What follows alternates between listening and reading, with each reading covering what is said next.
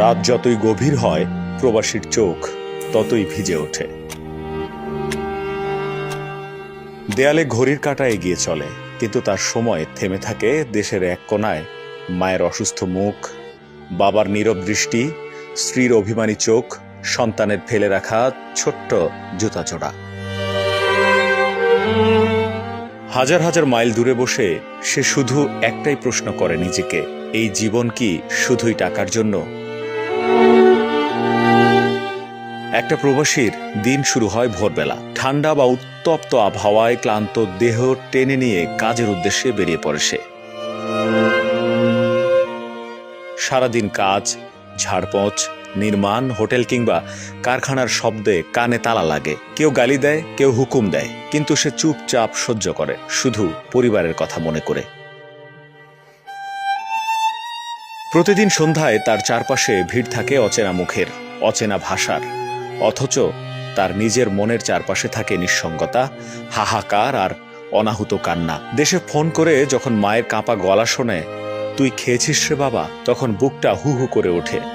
সন্তানের কণ্ঠে যখন শোনা যায়, আব্বু তুমি কবে আসবে, তখন নিজের চোখের জল লুকিয়ে বলে, খুব তাড়াতাড়ি আসবো বাবা। রাত হলেই শুরু হয় আসল যুদ্ধ। চারদিকে নিস্তব্ধতা, কিন্তু তার ভেতরটা তখন যেন ঝড়। খালি বিছানায় শুয়ে সে ঘুমোতে পারে না, কারণ ঘুম তার কাছে বিলাসিতা।